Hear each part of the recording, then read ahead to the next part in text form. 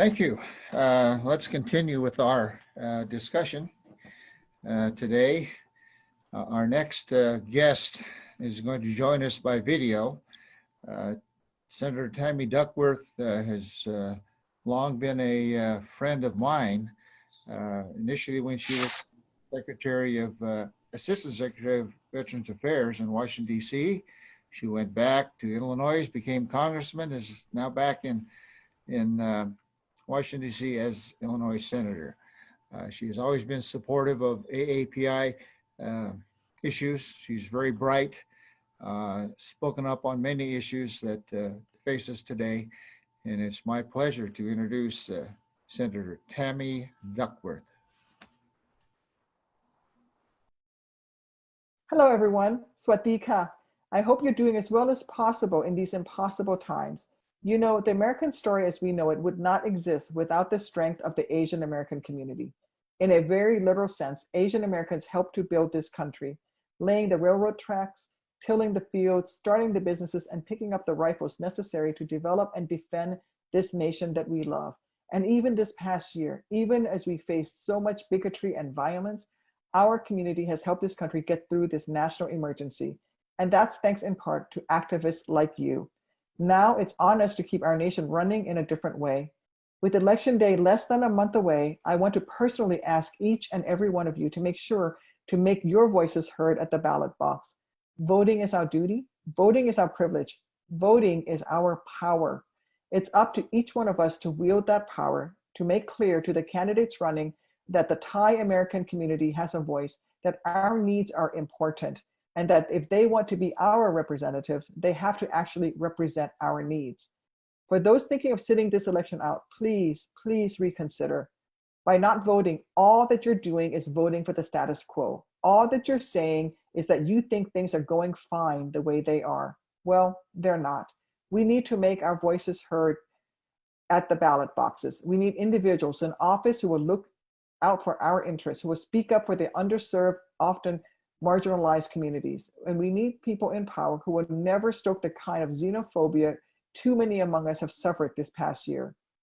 We have less than 4 weeks left to make a difference, to make the government work for us, the people, to make this country a better place for the Thai American community and every other community too. So please join me in making a plan to vote and make sure that your loved ones are registered too.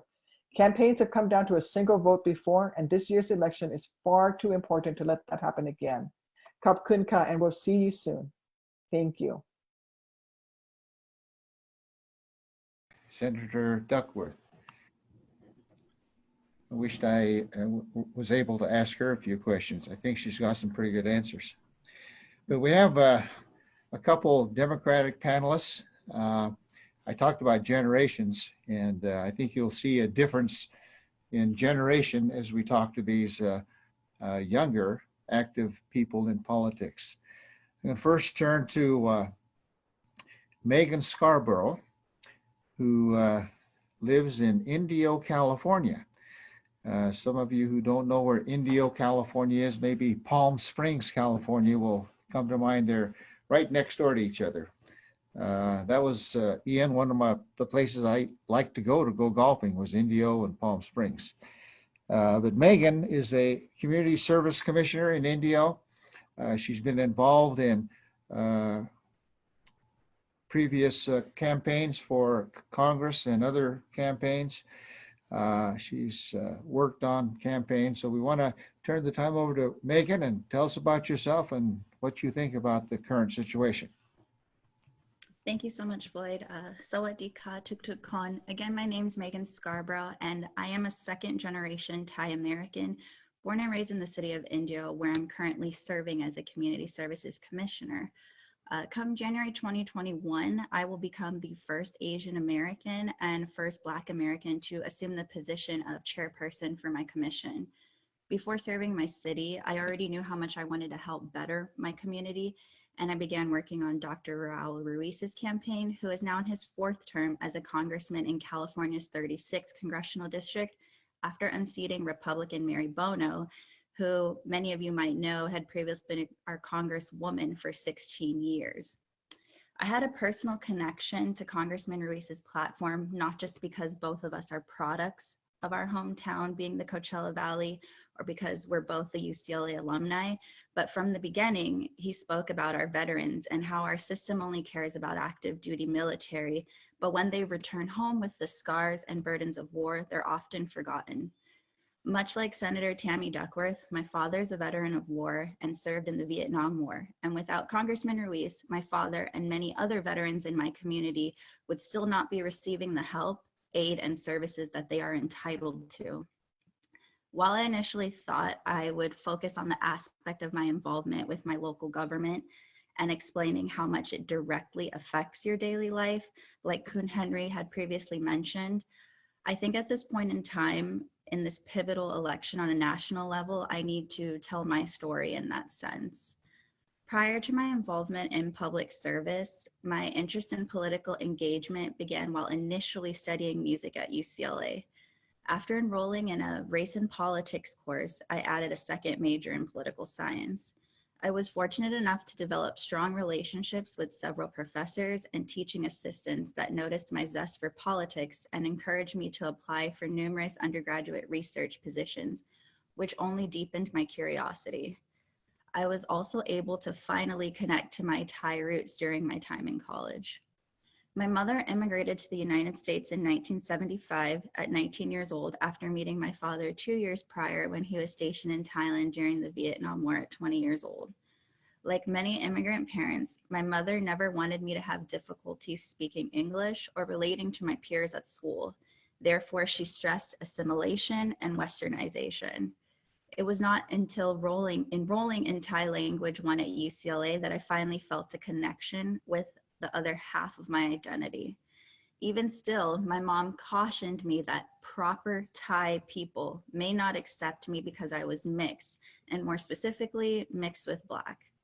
The problem was my mom was still stuck in this mindset of older Asian generations that she had encountered, and that mindset of being a model minority.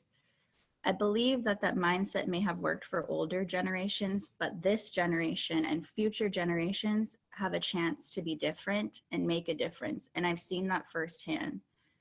Growing up and now living and working in the city of Indio, which is prominently a Latino community, I see a lot of similarities between Latinos and Thai Americans, and even more broadly, Asian Americans. There's a constant narrative that's pushed that conservative values or Republican values are also Hispanic values, which is the same narrative that I've often seen pushed for Thai Americans and Asian Americans as a whole. However, I'm not a believer or proponent of that. I personally believe that those conservative values come from the shackles of their homeland and a mindset that was cultivated, pushed, and passed down from generation to generation. But immigrants would not be immigrants if they were not looking for more or for something different. We all know that the word Thai means free, and Thai Americans have the ability to embody that word Thai in America even more so. I feel that here in America, we have the privilege to be free thinkers, break those cultural and societal norms. After all of these conservative values that align with Thai culture and beliefs, and more broadly Asian Americans, I would like to say that maybe we value even education and forward thinking even more so, which I don't believe is a conservative value. Many of my Thai peers at UCLA realized through their studies and interactions with other minorities that their parents' generation was fighting for the wrong system, and that all minorities and all people of color are allies, and that any struggle or disenfranchisement of any people of color is a struggle or disenfranchisement for all people of color. I believe that Asian Americans need to shed these shackles and emerge vocally from the sidelines of society and mobilize as allies with all American people of color. We have the privilege here in America of choosing what we want to do and the privilege to speak out through our voting. So I encourage you to speak out and stand for something, because no matter how hard you work, how big your house is, or how many degrees you have, that will never make you more white, even though we have bought into this system a reward system measured by proximity to whiteness as Asian Americans. My job today is to encourage you to get out and vote, so I will tell you where I find my reason to vote. I find my reason through two people who have supported me my entire life and gave me life, my parents. Next month, they will be married for 45 years. And if you know anything about the Supreme Court case, Loving v. Virginia, you'll know that it was a landmark civil rights decision of the Supreme Court in which the court ruled that laws banning interracial marriages violate the equal protection and due process clauses of the 14th Amendment. That landmark ruling was only 53 years ago. I recognize my parents' bravery and how difficult it must have been when they initially married because my father is a Black man and my mother is a Thai woman. But I see them and I think how far we've come in America, and I want this country to continue to break boundaries the way it always has. Even if your story isn't exactly like mine, I know that you can find something in it that resonates with you, whether you're the child of an immigrant like myself or an immigrant like my mother.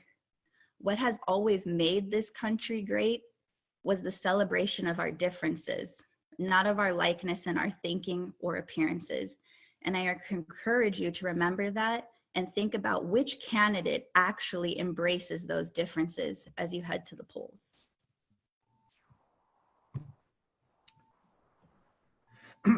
Megan, as you know, the presidential debate was held here in Salt Lake City. And I had the honor to meet and have a conversation with Kamala Harris. How does it make you feel to have her there? I see representation. I see true representation of myself.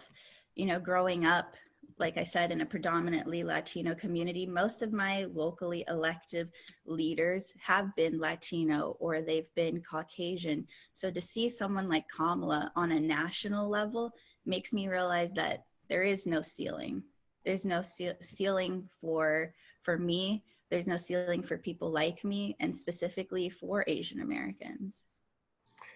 Now, Indio is not a bastion of Asian American population. You say some Hispanics, quite a few Hispanics, but generally white. I can think of a couple famous people that lived there once upon a time. Amelia Earhart, I think, lived in India once upon a time, and Lucille Ball, both women, of course. Yes. But how have you blended in and been able to be a leader in a community such as Indio? I think people do find something in my story to connect to, even though I may not be what is predominantly in Indio, being Latino or Caucasian. But I think because I've always taken the time to get to know cultures around me, and I feel like I can speak for everyone just because I am a woman. I stand for women. I am Black. I am Asian. And I think that people can see that, you know, because I am that minority and I have so many different facets of who I am, that I can relate to everyone and find a way for their voice to be heard through mine. I think internal desire to serve people is what I see in you, and reaching out to those who are not representative is a very important aspect. Let me turn to Jerry for a moment, and we'll come back to you, Megan. Jerry. Floyd, maybe before we can go on to Jerry, maybe if we can just do a translation for Yes. both Megan and also Senator Duckworth, if I could admit. I keep forgetting, sorry. It's okay ค่ะก็เมื่อสักครู่นะคะก็คือเป็นสปีชค่ะจากคุณแทมมี่ดักเวิร์ดค่ะแล้วก็คุณเมแกนสคาร์โบโรนะคะคุณแทมมี่ดักเวิร์ดค่ะก็คือส่งเป็นวิดีโอมาก่อนกันนี้ก็เลยไม่ได้มีเซสชั่น Q&A ค่ะก็คุณแทมมี่ดักเวิร์ดนะคะอย่างที่ทราบกันก็คือเป็นวุฒิสมาชิกค่ะจากรัฐอิลลินอยส์ในสภาคองเกรสนะคะคุณแทมมี่ค่ะบอกว่าความสำคัญของชนกลุ่มน้อยของคนเอเชียนอเมริกันที่อยู่ในสหรัฐเนี่ยรวมถึงชนกลุ่มน้อยต่างๆเนี่ยได้ช่วยสร้างประวัติศาสตร์ให้กับสหรัฐอเมริกามาตลอดแล้วก็ในช่วงปีที่ผ่านมาเนี่ยก็ช่วยทำให้สหรัฐอเมริกาเนี่ยผ่านพ้นเรียกว่าเป็นวิกฤตการณ์ระดับชาติมาได้ค่ะเขาบอกว่ามันเป็นเกียรติของ สำหรับของคนชนกลุ่มน้อยในอเมริกามากที่ทำให้ประเทศอเมริกาเนี่ยสามารถขับเคลื่อนต่อไปข้างหน้าได้ค่ะแล้วก็เขาบอกว่าการเลือกตั้งเนี่ยนะคะเป็นเหมือนกับว่าเป็น privilege ค่ะเป็นเกียรติอย่างหนึ่งเป็นสิทธิพิเศษอย่างหนึ่งแล้วก็เป็นอำนาจที่เรามีอยู่ในมือที่เราสามารถที่จะเลือกได้ว่าทิศทางการเมืองต่อไปเนี่ยจะไปทางไหนค่ะแล้วก็เป็นการเน้นย้ำด้วยว่าความต้องการของเราเนี่ยว่าอยากจะให้ประเทศเป็นยังไงเนี่ยมันสำคัญค่ะถ้าเกิดว่าเราอยากจะให้การเมืองเป็นยังไงเนี่ยเราจะต้องเลือกคนที่สามารถเป็นตัวแทนในสิ่งที่เราต้องการได้ค่ะถ้าเกิดว่าคุณยังไม่อยากที่จะไปเลือกตั้งเนี่ยทางคุณแฮมมี่ค่ะบอกว่าขอร้องเลยว่าให้ช่วยลองทบทวนอีกครั้งหนึ่งเถอะเพราะว่าการที่ไปเลือกตั้งการไปหย่อนคะแนนเสียงเนี่ยในบัตรการในของเลือกตั้งเนี่ยค่ะเป็นสิ่งที่สำคัญมากเลยเพราะถ้าเกิดว่าเราเนี่ยเป็นคนที่เรียกว่าเป็นกลุ่มคนชนกลุ่มน้อยคนชายขอบเนี่ยเรายิ่งต้องทำให้เสียงของเราเนี่ยได้รับการได้ยินค่ะในช่วงการระบาดของไวรัสโควิด -19 ที่ผ่านมานะคะก็คนไทยก็ทางคนเอเชียอเมริกันค่ะก็คือได้เรียกได้ว่าได้รับผลกระทบมากเลยจากความกลัวคนเอเชียซึ่งมันก็คือมาจากไอกลัวคนจีนเพราะว่าไวรัสเนี่ยค่ะก็คือเริ่มต้นมาจากที่ประเทศจีนค่ะแล้วก็การที่เราเนี่ยได้รับความเขาเรียกว่าเป็นแบบ discrimination ก็คือได้รับการกีดกันอย่างนี้เนี่ยทำให้เรายิ่งจะต้องไปใช้สิทธิ์ใช้เสียงของเราเพื่อหาคนที่จะมาเป็นตัวแทนของเราได้แล้วก็การเลือกตั้งในปีนี้ก็สำคัญมากค่ะต่อมาค่ะที่ทางคุณเมแกนสแคบโรนะคะคุณเมแกนค่ะเป็นลูกครึ่งไทยอเมริกันเป็นเรียกได้ว่าเป็นคนไทยอเมริกันรุ่นที่2ที่อยู่ในสหรัฐอเมริกานะคะคุณแม่ของคุณเมแกนค่ะเป็นคนไทยแล้วก็คุณพ่อเนี่ยเป็นคนอเมริกันผิวดำค่ะเป็นแอฟริกันอเมริกันคุณพ่อเนี่ยเป็นอดีตทหารค่ะที่เข้าร่วมสงครามเวียดนามแล้วก็ทั้งคุณพ่อแล้วก็คุณแม่เนี่ยก็คือได้เจอกันในช่วงที่คุณพ่อเนี่ยคุณพ่อเนี่ยก็คือไปประจำการในช่วงสงครามเย็นค่ะเขาบอกว่าเรื่องราวของคุณเมแกนนะคะก็คือตอนแรกเนี่ยเรียนดนตรีค่ะที่มหาวิทยาลัย UCLA แล้วก็ต่อมาเนี่ยด้วยความสนใจทางด้านการเมืองเนี่ยก็เลยเริ่มมามีก็คือทำดีกรีที่2เป็น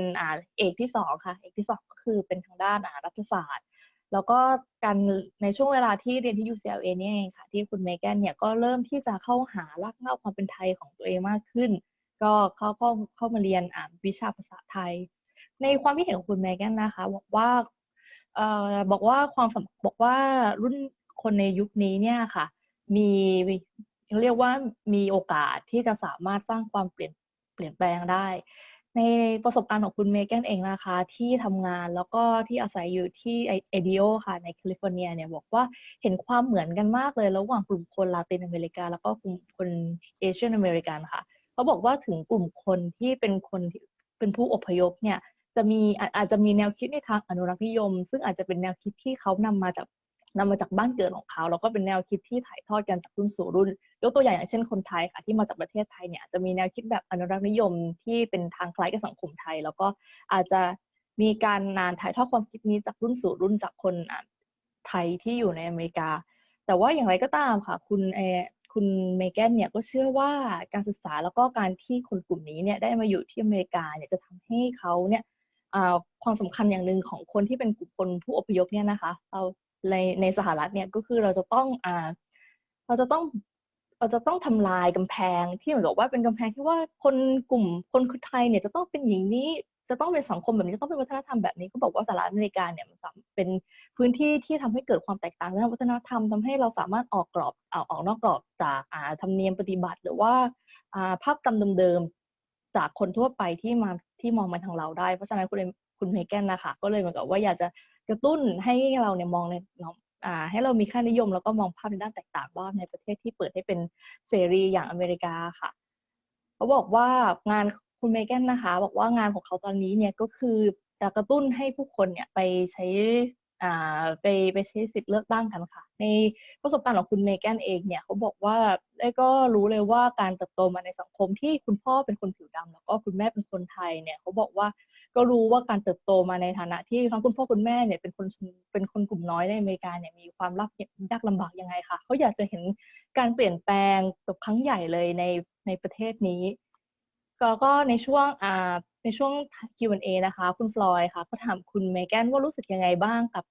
ผู้เข้าชิงตำแหน่งรองประธานาธิบดีจากพรรคเดโมแครตค่ะก็คือคุณคามาลาแฮร์ริสค่ะ คุณเมแกนก็บอกว่าเขารู้สึกว่าเห็นเหมือนกับว่าเห็นเป็นคนที่เป็นตัวแทนของตัวเธอได้เนี่ยคือคุณมาล่าเนี่ยสามารถเป็นตัวแทนของเขาได้พูดคาเมล่าเองก็เป็นลูกครึ่งเอเชียแล้วก็ผิวดำเหมือนกันก็คือคุณแม่เป็นคนอินเดียแล้วก็คุณพ่อเป็นคนจาเมกาค่ะเขาบอกว่าก็รู้สึกว่าเนี่ยคุณเมแกนเนี่ยเป็นคนที่สามารถเป็นตัวแทนของเขาได้ในเวทีการเมืองแล้วก็อีกคำถามหนึ่งค่ะก็คือถามว่าคุณเมแกนเนี่ยในฐานะที่เป็นลูกครึ่งเอเชียแล้วก็คุณผิวดำเนี่ยเขารู้สึกว่าเขาสามารถเข้าไปเป็นส่วนหนึ่งของสังคมที่อินเดียได้ยังไงแล้วก็สามารถเป็นผู้นำของชุมชนอินเดียได้ยังไงค่ะก็คุณเมแกนบอกว่าในพื้นฐานชีวิตของคุณเมแกนนะคะก็คืออย่างที่บอกว่าเป็นทั้งคนดำคนเอเชียแล้วก็เป็นผู้หญิงเนี่ยเขาบอกว่าในเรื่องราวชีวิตส่วนตัวของเขาเนี่ยสามารถที่จะเชื่อมโยงกับกลุ่มคนกลุ่มนี้ได้แล้วก็เป็นเป็นคุณสมบัติค่ะที่ทำให้คุณเมแกนเนี่ยสามารถที่จะออกมาพูดแทนคนกลุ่มนี้ได้ทำให้คนที่คุณเมแกนทำงานให้ทำให้ประชาชนเนี่ยรู้สึกว่าคุณเมแกนเนี่ยสามารถเป็นผู้แทนของเขาในการที่จะพูดหรือว่าปฏิบัติอะไรได้ค่ะขอบคุณค่ะ That's it Thank you, man. Excuse me. A few weeks ago, somebody called me about getting engaged in a political campaign, a young man named Jerry Rayburn. And Jerry will be our next speaker. He's from Orange County, has been engaged in some political activity there. Like for him to tell us about what he's been doing. And maybe, Jerry, make a little bit of a comment on your view as the younger generation, how you're going to relate to the older Thai generation that may have a different view than you. Well,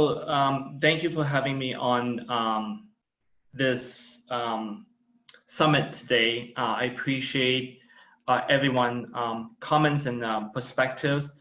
I would like to start out thanking everyone for attending this Get Out the Vote Summit, the Thai American Islamic Coalition. I also like to thank the honorees that are joining us, as well as the board of directors. So I am the co-chair of Thai Americans for Biden. I'm here to give the Democratic perspective on why Thai Americans should vote for Joe Biden. Like I said, my name is Jerry Rayburn, and I am a Thai American. I came to this country at the age of 8 years old, age of 8, unbeknownst to what life would be like. My mother grew up on a rice farm in a town called Pittsburgh, and my father was born in segregated Mississippi. He met my mother while traveling to Thailand, and euphoria would soon be taking them for a ride. You know, they became completely infatuated with each other, and they fell in love. Now, my parents eventually moved to America for that promise of a life where if a person works hard enough, they will be guaranteed the American dream. My parents worked hard. They worked so hard, but they were never paid enough for the jobs they did. Healthcare was never guaranteed by the employer.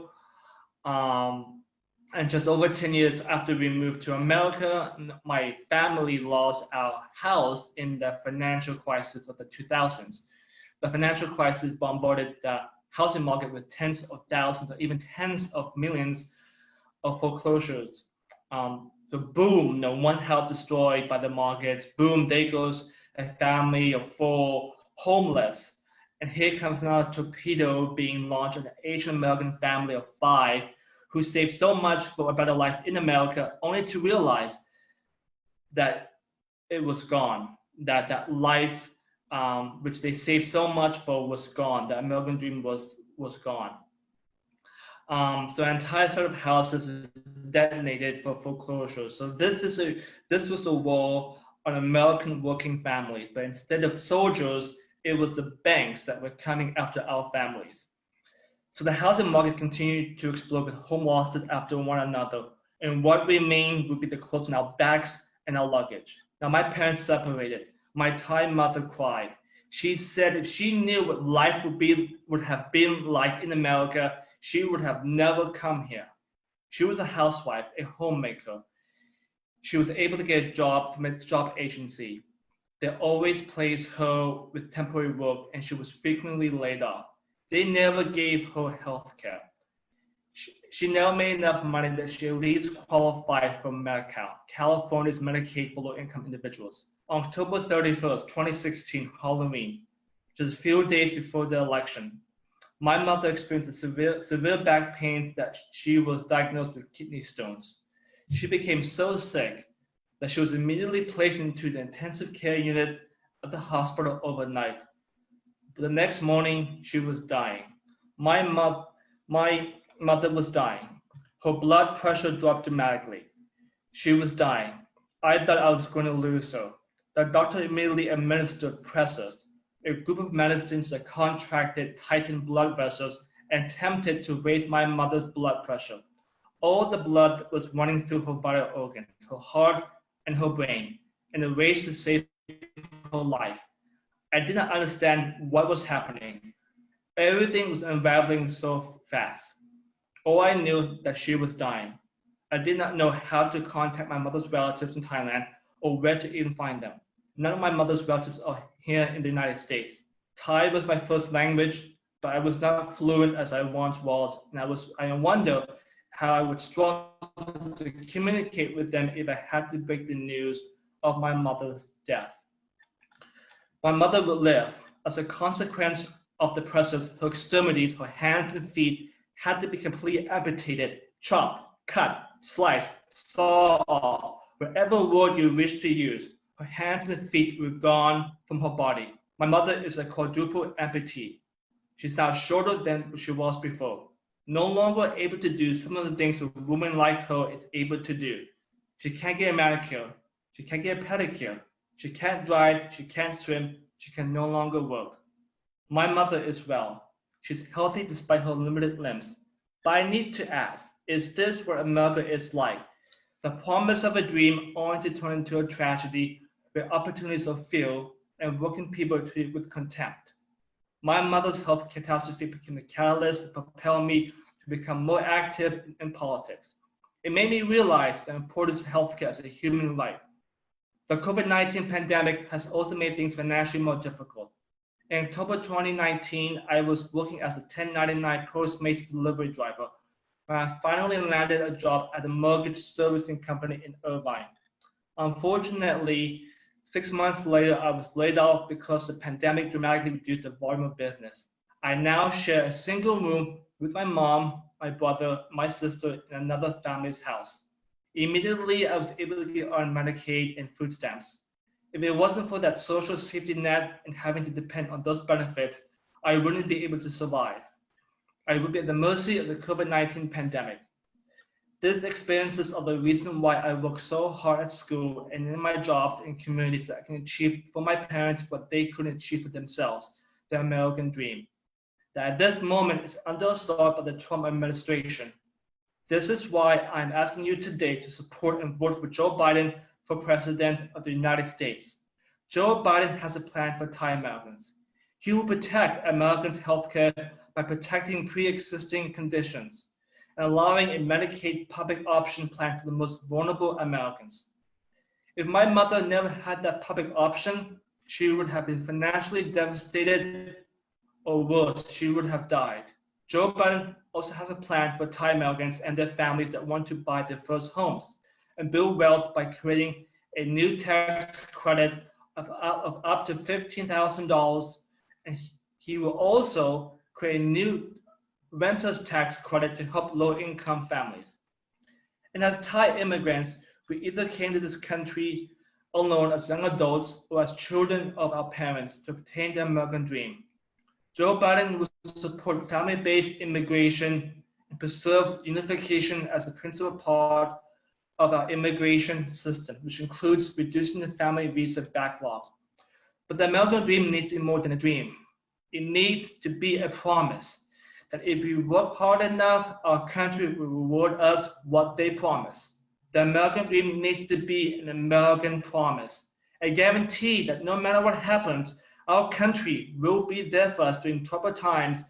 and economic and financial prosperity can still be a possibility even no matter how many setbacks we experience. In return, we will be there for our country when she needs us the most. The United States is suffering from systematic problems corroding at her institutions. Donald Trump has stoked anti-Asian sentiment in an attempt to deflect blame for his failed coronavirus response, which has disproportionately harmed Asian Americans. Trump has repeatedly referred to the coronavirus as the Chinese virus and Kung flu. As a result, discrimination against Asian Americans has dramatically increased during the coronavirus pandemic. The American people deserve better than a president who will say anything to deflect responsibility for his mistakes. If we do not repair the damage done by this administration, working class and immigrant families will continue to suffer. Our democracy will also suffer. We have paid too high a price already for President Trump's chaotic, divisive leadership. More than 210,000 Americans have lost their lives to the virus. We lose more every day. Businesses are closing, schools cannot open because President Trump cannot focus on what matters. If we have any hopes of ending this chaos, we have to vote for Joe Biden like our lives depend on it. So I ask you today to make a promise to vote for Joe Biden as the 46th president of this great country and to put an end to this demagoguery. My experience also highlights that the problems of Asian Americans often go unnoticed. Not all of us are good at math. Not all of us want to be doctors or lawyers. We are not a model minority. We struggle like the rest of Americans. There will be times when we need to rely on each other, times like the one we are living in now. Sometimes even the most rugged individual needs a helping hand. I need help, my mother needs help, all of us need help. Let's help each other. That is why we can count on Joe Biden to be a man of empathy. And Americans deserve a president who understands what they're going through. And Joe Biden understands our struggles. He understands what it means to have lost a loved one because he has also lost a loved one. I ask if I still believe in the American dream. I do. I still believe in this country. I still believe in its people. My mother loves this country. I love this country. This country is our home. America is amazing. But I do not wish to be naive. This election is too important to sit out. Complacency is not an option for any Americans today. It is definitely not an option for me. Times are tough,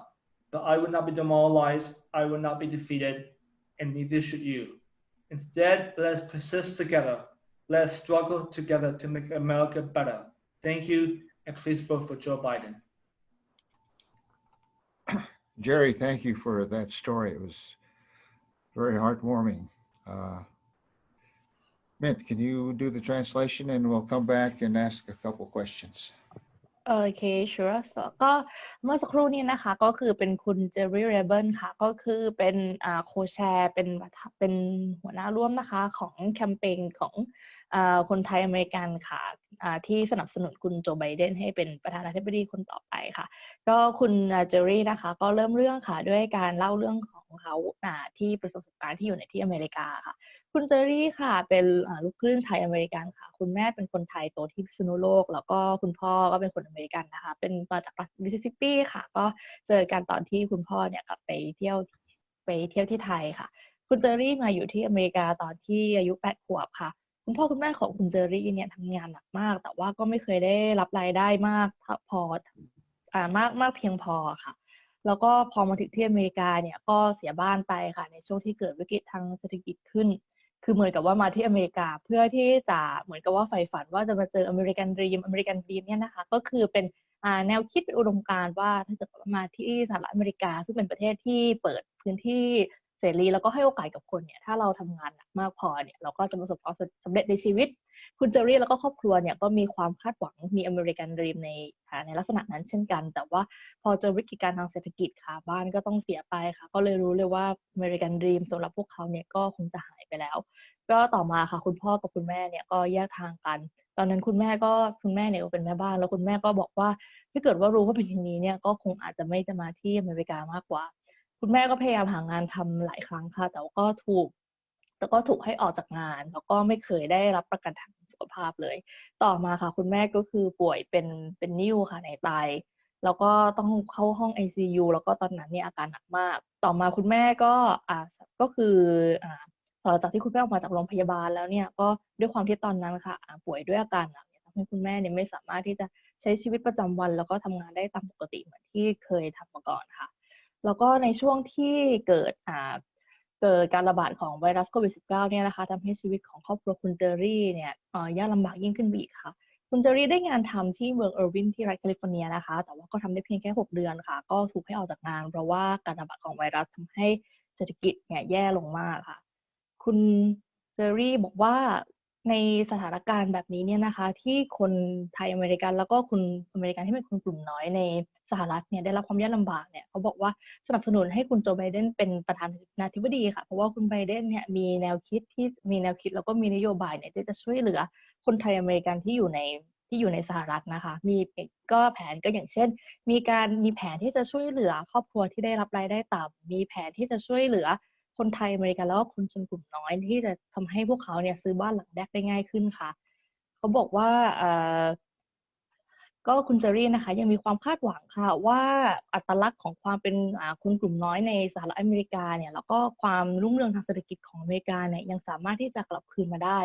แล้วก็คุณเจอรี่ได้พูดถึงทางประธานาธิบดีโดนัลด์ทรัมป์ค่ะว่าก็ได้มีการใช้คำพูดที่เหมือนกับว่ากระทบกับคนเอเชียนอเมริกันเช่น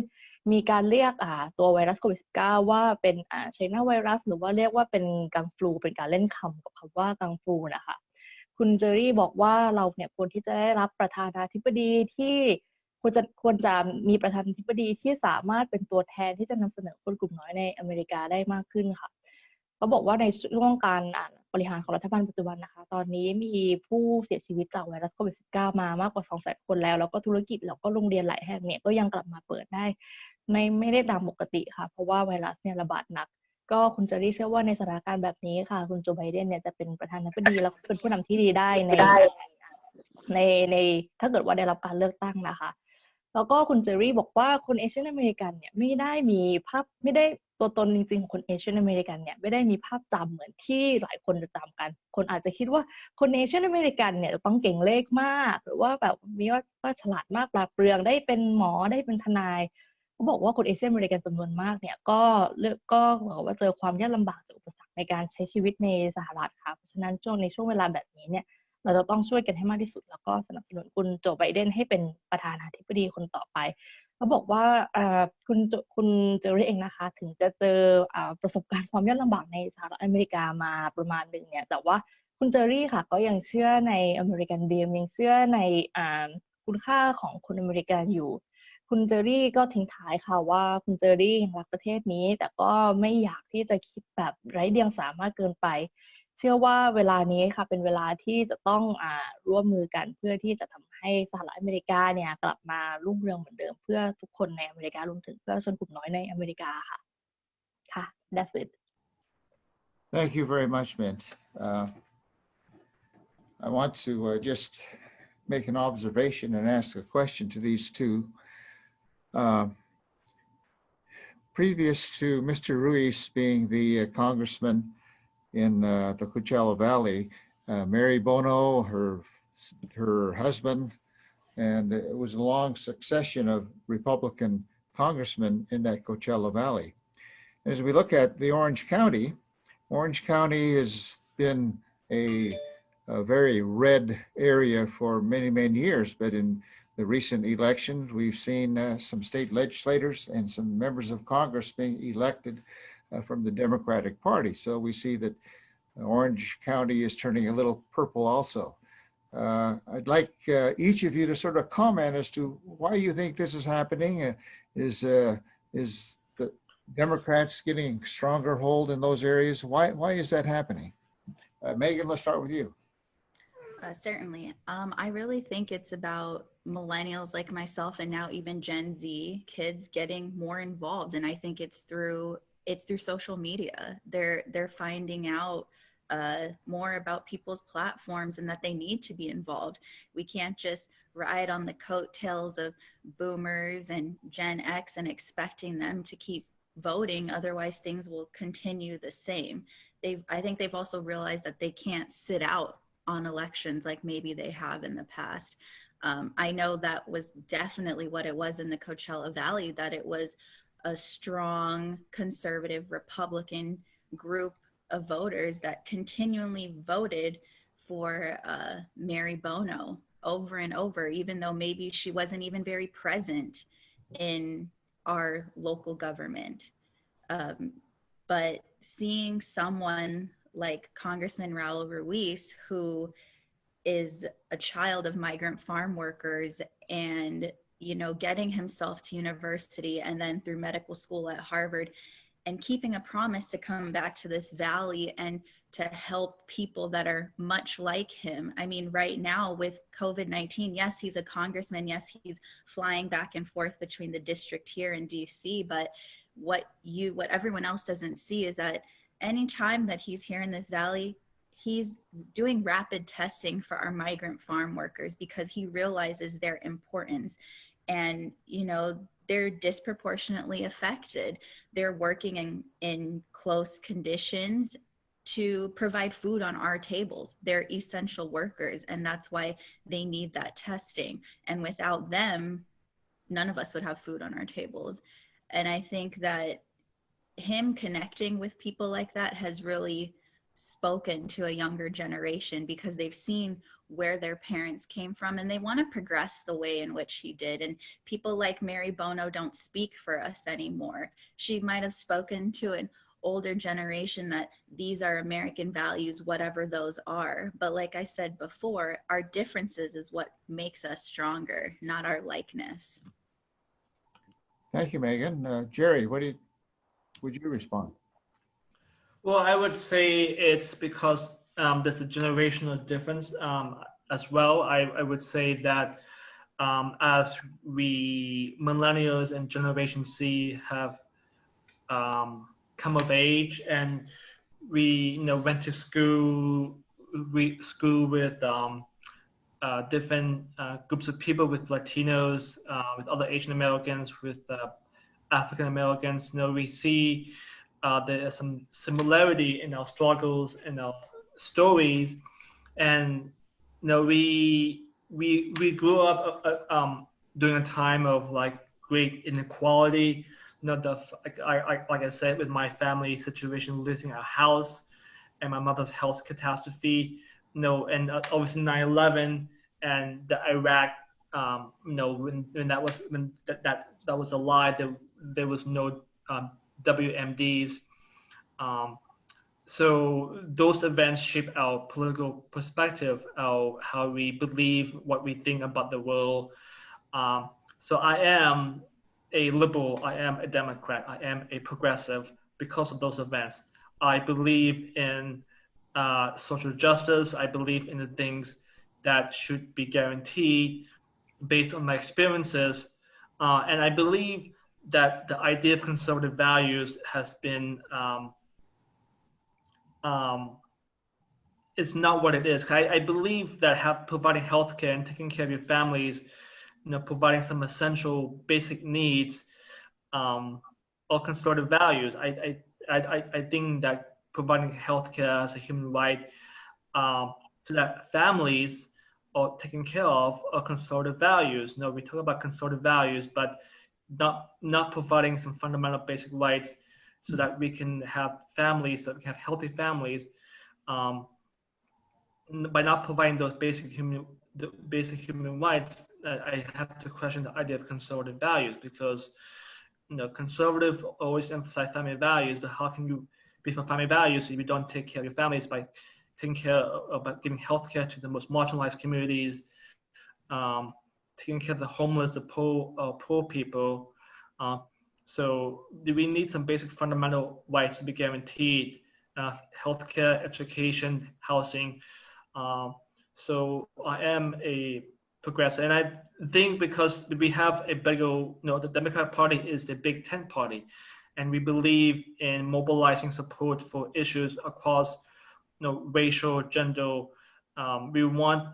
everybody to have a say. We believe in diversity, and we believe in inclusion, and we have a better ground game in Orange County, I believe, because we have a wonderful chairwoman, Ada Busenio, who has helped me become more politically active. So we are seeing a generational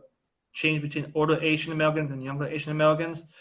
But I believe we can come together and work together. We obviously,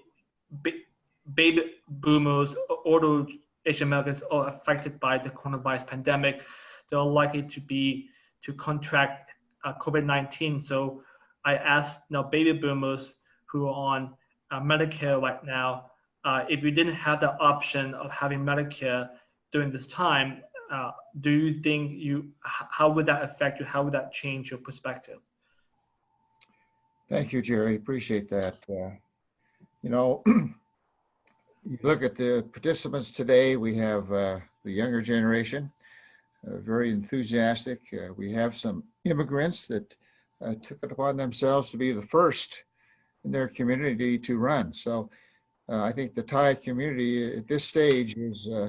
should be very proud of the representation that they have in the governments, particularly there in California. I recall, I was a young boy who grew up in Utah on a farm, and through the years since President Romney, Gerald Ford, Gerald Ford, I've had the honor of meeting every president since then and been in the White House. Now, how can this happen to a minority who grew up on a farm? Because this is America, that's why it happens. And I think that the Thai community has a lot of positive things to look forward to as we look into this election and future elections with a great representation now as well as in the young generation. So it's been a real honor for me to just to participate with you today. Look forward to future times when we can talk about similar matters. So Ian, thank you very much, and I'll turn it back to you.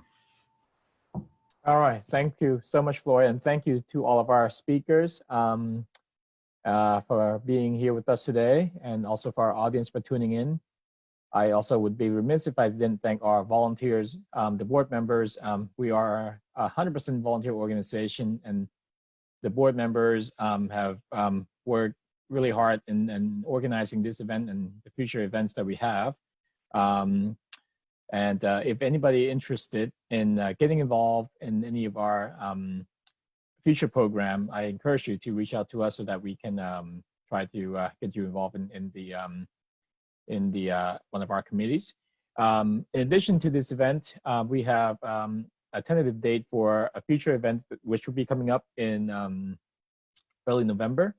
The next event that will be in early November will be held by our senior member committees, where we're going to be focusing on important issues that impacting the senior members of our community, whether it's retirement planning or estate planning or things that might be relevant to the senior members. And then in December, we're going to have a topic that will be focusing on the small business community. So issues that might impact the small business community, taxes, things of that nature. We'll be going over that in early December.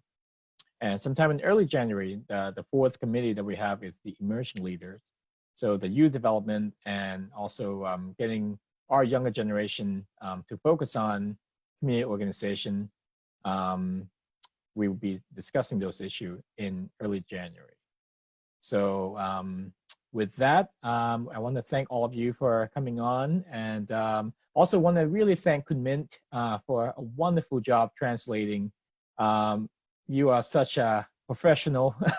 I don't know how you keep notes of everybody talking and translating. So thank you so much for coming on today. You're welcome. I think I speak really fast, so I apologize for that. No, you did great. And do you have Kun Chinha, do you have any last minute remarks as a co-chair for this committee to say before we